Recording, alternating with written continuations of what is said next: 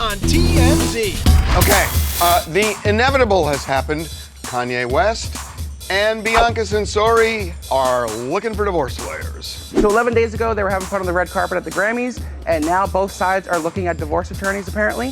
What did he do wrong? What was the... Blake Lively wants to go through Justin Baldoni's phone, and she has filed several subpoenas to get all the phone records from Justin for the last 2.5 years. You're shaking your head. Checkmate, dude. Really? You know why that's checkmate? He has taken the position that I'm going to show everything, and she's saying, then show me everything. You're Team Blake? I'm Team Blake.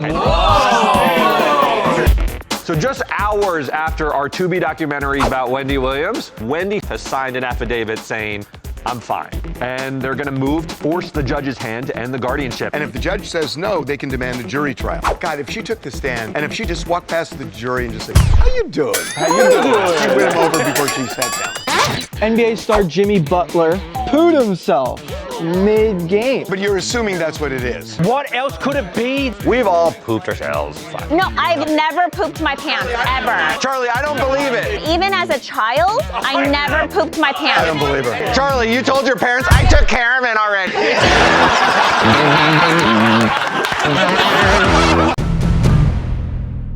Just days after proudly proclaiming he was a Nazi, Kanye West will not see much of Bianca Censori anymore. They are done. Finished. Both sides are looking at divorce attorneys, apparently. What did he do wrong? So it was 11 days ago Kanye paraded Bianca around naked at the Grammys, but that's nothing new, and they seemed totally fine at the after party. Of course, then there was all that kooky Nazi Hitler stuff he posted. Do we know who initiated the was it her? That's the big question. We know both of them have been furiously looking for divorce lawyers. It seems like something happened that they are, for them both to be trying to get this done. It could have already happened, and that's what triggered him to go on that rant, because that's what happens is when something upsets him personally, he goes insane. So do we think this will actually happen? Because there was those rumors when they were in Tokyo that they were separated. But they were back together. They break up, get back together, break up, and get back together. But the lawyers thing makes it seem more real. They're serious about this. We're told they're gonna do this. So damn, that's 2 marriages, Kanye. 2. Maybe he's the problem. What's interesting about it is when he was getting divorced from Kim, he refused to even engage. He wasn't filing papers. This time, he's looking for a lawyer. So it may be a race to the courthouse. In any event, can't file this one under shocking. Meantime, Kanye, try to look at the bright side. Good timing, though. He doesn't have to celebrate Valentine's Day. Honestly. Best of luck, Bianca. Definitely haven't heard the last of her. Thank God I'm here at the Met, because now people can complain about my corset instead of me getting booed. Kim Kardashian is giving us a behind-the-scenes look at her Met Gala look from 2024 when she has the incredibly tiny waist, the corset. And everybody was talking about this look because it looked so painful. It looked like she couldn't breathe. When she first put it on, it actually wasn't that bad. You okay? Can handle it. By the end of the night, she was crashing out. Never felt this much pain in my life. I feel like I can't breathe. I'm just actually gonna die. Literally gonna throw up. I've never been more uncomfortable. By the time they get to the hotel, one of her team members gets it off of her, but the mark that it left, it looks like disgusting. So her back is basically purple in this. This is so weak, though. Women used to do this every single day and never complain. Never complain. I mean, it's true. This is ridiculous. I literally was dying. And now it's on, because Wendy Williams is telling a judge. I have, quote, regained capacity. Yes, after spending more than 2 years locked away in a treatment facility, Wendy's fight for freedom is on. Hence the graphic. So just hours after our Wendy Williams documentary started streaming on Tubi, Wendy herself has signed this affidavit that says, we need to end this guardianship because I'm fine. Specifically, Wendy says she does not have frontotemporal dementia, despite what doctors have said, and she's asking a judge to let her have control of her own life again. So, will it work? Unless they fear that she's an imminent risk of death, if she's allowed to walk down the streets of New York, I don't understand. Well, not just walk down the streets. I am not allowed to go out. I can call you, but you can't call me. Why can't people call her? Why can't she get fresh air? This could be hurting her mentally, just like being locked up. And while Wendy's guardian has agreed to a reevaluation of her mental state, what if a doctor says, look, she does have that issue, she does need a guardianship? The doctor's not going to say you need a guardianship. You know, you could have Alzheimer's, and that doesn't mean you automatically go into guardianship. Right. You have to then look at the person, say, is it progressed enough that they need a guardian, or are they still, listen, if I had it, and I had 5 years before I became incapacitated, I'd want 5 years of freedom. And Wendy doesn't sound incapacitated, she sounds determined. The system has failed. I want my freedom back. How about that? And in this new affidavit, Wendy's saying she's clear-headed and wants a judge to set her free. The judge says no, they can demand a jury trial. I mean, God, if she took the stand, it's like you just walk past the jury and just, how you doing? How you doing? How you doing? I mean, she'd win him over before she sat down. So good luck, Wendy. Keep fighting. Renee Zellweger was at an event for Bridget Jones' new movie, and there's a weird conspiracy going around. For the last month or two, she's been wearing this Band-Aid on her ring finger. People assume that she and Aunt Amstead are engaged, and this is her covering it with a Band-Aid. Or maybe she got a tattoo engagement ring. This is the third event where she's had it in like a while. It wouldn't make sense. If it was an engagement ring, you wouldn't hide it with like a Band-Aid. You would just not wear it. Why is it on her knuckle? It's on the knuckle. Oh, wait a minute, it's on the knuckle. Maybe she hurt her knuckle. On her ring finger? What if she had a wart? Oh yeah, that's a wart. That is a wart. It could have been a wart. I don't get what idiot thought this was hiding an engagement ring. Matt. Not you, Matt. No. Like, it just doesn't make sense if it's on the knuckle and you couldn't put a Band-Aid over a Siobhan, ring. help me. You said you'd help me. She's abandoned you. But you put your hand over your face like he wouldn't see you.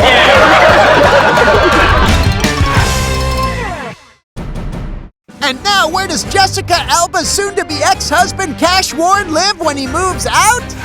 LA's divorce dude apartment complex! Cash Warren and Sam Asghari have something in common. They both went and stayed in the same building while they worked through their divorce. There is a place in New York City called the Carlisle Hotel. And one of the things it's famous for is that when rich people file for divorce, the person who gets kicked out of the house, usually the husband, goes to the Carlisle and stays. This is our Carlisle Hotel in Los Angeles. What is it called? It's the 10,000 building. It's where Sam Asghari stayed after he and Britney went through a divorce. And now, a week after Jessica Alba filed papers, Cash is moving in. It's this beautiful building in Century City. Beautiful apartment building. It's got restaurants and gyms and all sorts of things. It's really beautiful. But the real question, is it beautiful? And it's beautiful. Plus, the building is very central to where most of the divorce lawyers are in Los Angeles. It's like $10,000 a month, isn't it? And up. But it does have an ice machine. I feel like it would be a good place. Like if you're a single girl, like on the prowl, you just go into the little bar. Oh, they should have put a bar in the beginning called Gold Diggers. Women drink for free after it opens. So if you're a rich guy going through a split, head to this divorce dude apartment complex, where the slogan is, you gotta go somewhere. Thanks, Cash. Enjoy your stay. And it's just beautiful. The worst date I've ever been on. Khloe Kardashian revealed she once dated a bedwetter. So she was on her podcast, Khloe in Wonderland, and she said she was dating this guy. And he slept over and he wet the bed. No. What? Did she ever ask him something wrong? Well, he never brought it up. Never addressed it. Like, we never talked about it. I was like, okay, maybe this didn't happen. So it happened not once, but twice. I remember the second time he slept over, he did it again. No! And I remember telling Kim, I was like, he's peeing the bed like he's child. I've had this experience as well. You hooked up with someone who wet the bed? Usually the guy will get like super drunk. Charlie, why'd you marry him though? Like... It was Johnny. Oh my God! Do you think ever since when Johnny goes for a glass of water at night, Charlie's like, do you think So he was a pee boy.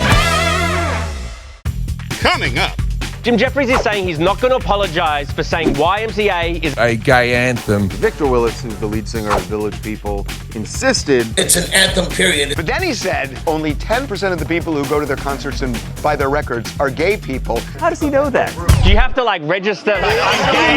Then you get Plus, Blake Lively filed several subpoenas to get Justin Baldoni's phone records. Oh, then he's going to ask for hers and Ryan's. Okay, Mani Shana Halila Hazet. Oh, preach. Coming up. Destiny's Child reunited for Kelly Rowland's birthday. She had like a big dinner. Who paid? I think we know who's not paying. Be right back. And now it's Blake Lively in Hold the Phone, but not the records. Blake Lively wants to go through Justin Baldoni's phone. And not just to check his Candy Crush score. She has filed several subpoenas to get all the phone records from Justin for the last 2.5 years. Not just Justin's, but his 2 publicists, a crisis manager, the co-founder of his studio, and another producer on It Ends With Us. Yes, as we enter day 43 of this whole mishigas, Blake's attorney thinks there might be a smoking gun in the phone records, which will help prove that Justin launched a smear campaign against her. And then he'll ask for her cell phone and Ryan's cell phone. Welcome to litigation. You know what this is coming down to? 2 people who hate each other. All love each other. Oh, stop. She only has eyes for Ryan Reynolds. And you know she already has the passcode to his phone. As for the case itself, we gotta ask. Mani Shana Halila Hazet. Kanye might need the translation for that one, boss. Why is this night different from all the others? How many times have 2 actors hated each other in a movie? True, but this case does involve allegations of sexual harassment, so it cuts a little deeper. So, should Blake get access to the phone records? After all, He said, I want to show all the receipts. And she's saying, oh, really? Then let's look at all of the receipts. Your team, Blake? I'm Team Blake, I think, a little bit. Don't get too worked up. People keep switching teams in this case like they're Ish Smith, who apparently was a basketball player who was on a lot of teams. Thank you, Google. Your move, Justin! Destiny's Child reunited, and the girls look better than ever. They do. So Beyonce, Kelly, and Michelle all got together for Kelly Rowland's 44th birthday. She had like a big dinner, and of course the girls took a photo together and seriously like did not age a day. Who paid? It's Kelly's birthday, so a birthday person should pay. No, someone else steps No, up the and birthday pays. person should always pay unless Beyonce's a guest, and then she should pay. I think we know who's not paying. Michelle did one of those. Oh.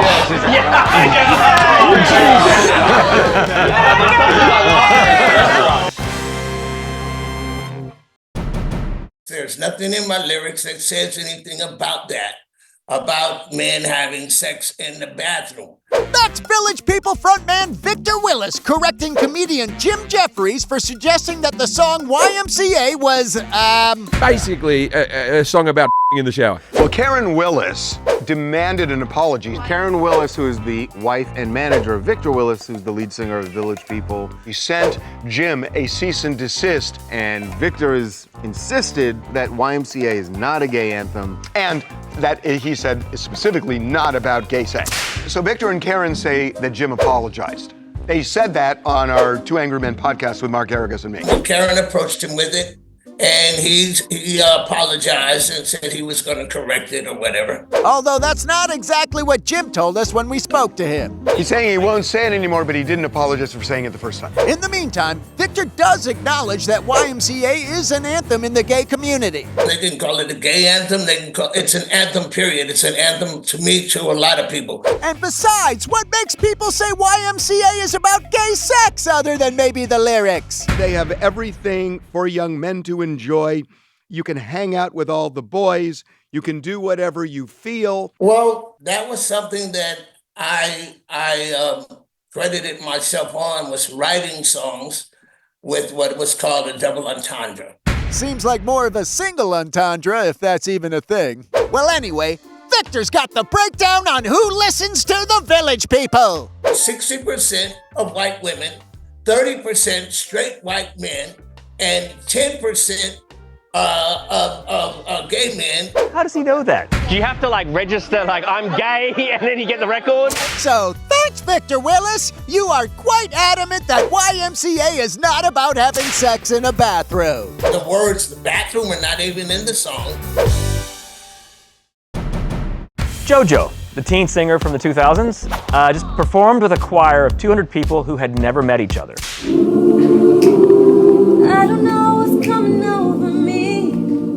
There's a thing in New York called the Gaia Collective, and it's strangers get together and learn to sing a choir song together. So they did this for JoJo, who showed up and sang her song Porcelain with this 7-part harmony from 200 people who had just learned it that night, and it sounds amazing.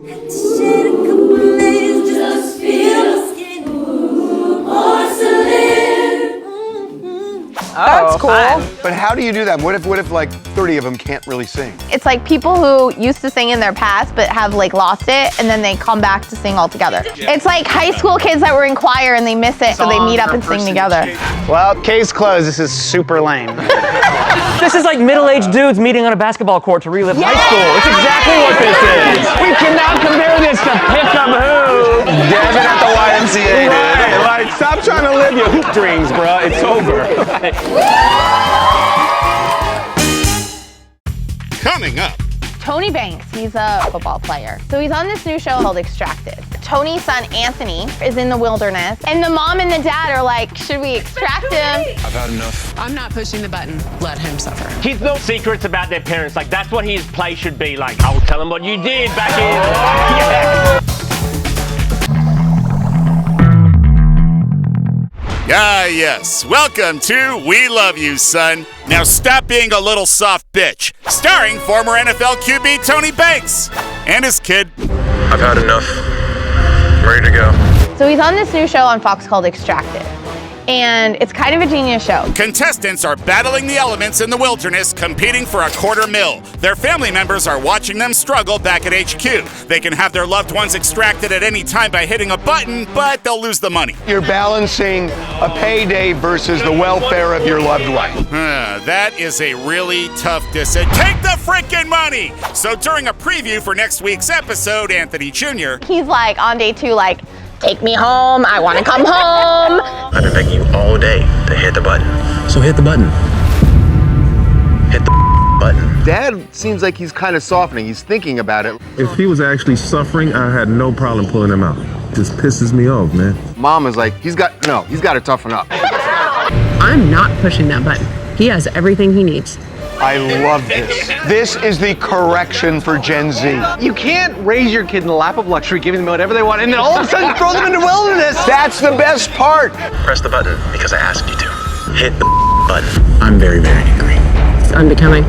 Dude, the whinier he got, I'd be like, you just bought yourself another day. Yeah. Kids know a lot of secrets about their parents. Like, that's what his play should be. Like, I'll tell him what you did back in. Yeah. Hang in there, kid. You'll be home soon. I'm not pushing the button. Then again, maybe not. Coming up. NBA star Jimmy Butler was playing against the Mavs, and everyone started to look towards his bum because he pooed himself. Ew. There is nothing on the NBA court that could make this color. It is yellowish diarrhea.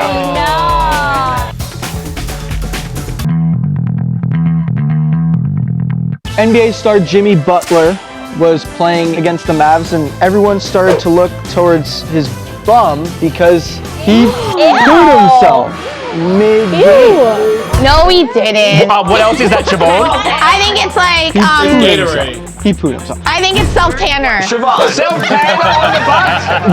There is nothing on the NBA court that could make this color. It is yellowish diarrhea. Oh, no. We do need an explanation. He's gonna have to like say something and tell us what it was. Well, but sometimes people poop their pants. You pooped yourself? We've all pooped ourselves. Charlie Neff, have you never pooped yourself? You guys, no. Charlie, there's no shame in this. No, I've literally never pooped my pants. I don't believe it. It's such a lie. I don't believe it. Now, I'll even double down. Even as a child, I never pooped my bed. Even as a newborn? Never. Charlie, you told your parents, I took